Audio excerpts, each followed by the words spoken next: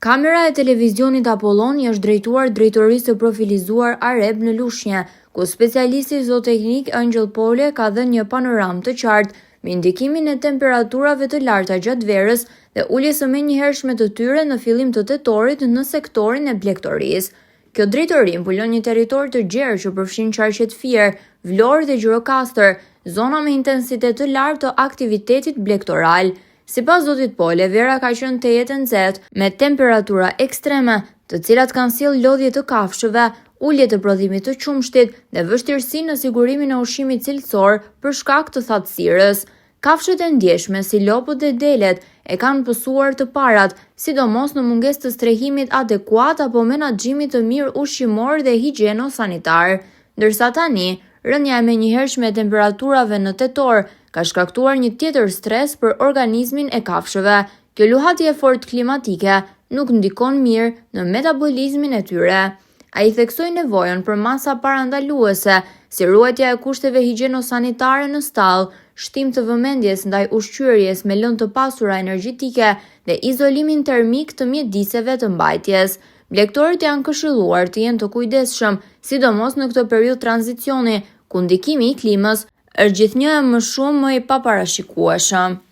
Për informacion, ne sa kemi dalë nga një periudhë mjaft e nxehtë, domethënë kemi kaluar një verë të nxehtë, e cila ka pasur ndikimet e saj negative në blegtori.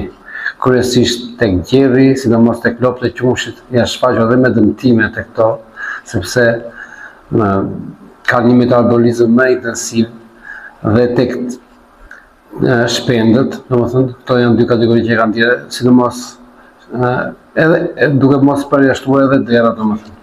Këto janë kategori që kanë vlefshmëri më të madhe në temperatura, sepse kategoritë e tjera janë më pak.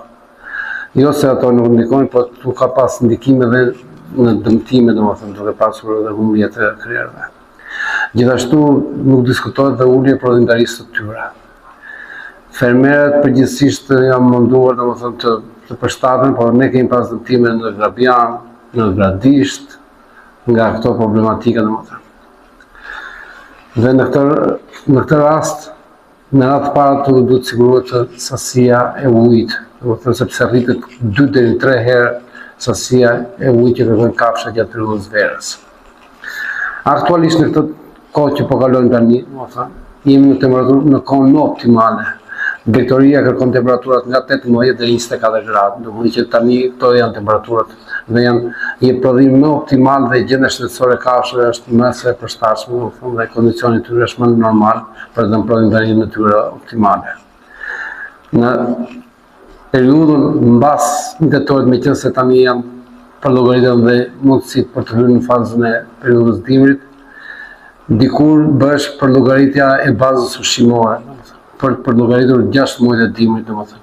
Po tani temperaturat janë ngritur dhe dimri është më i lehtë, domethënë, ose me pak temperatura të ulta dhe ndjeshmëria ndaj temperaturave të ulta është domethënë më pak problematike tek gjerri. Jo se nuk ndikon, por është më pak problematike tek blegtoria.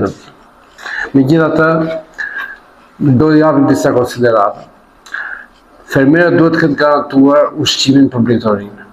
Në këtë fazë, domethënë nga 1 tetor deri në 30 prill bëhet garantimi i ushqimit për blegtorinë, sepse është e pakët mundësia për të depozituar dhe për të marrë prodhime të freskëta nga foragjeret, domethënë në periudhën e dimrit, pasi bie vegetacioni i tyre dhe fermerët tani kanë me ushqime të depozituara si lazh, misër, kalli ose bari thatë, domethënë këto janë baza e ushqimit blegtorisë gjatë dimrit.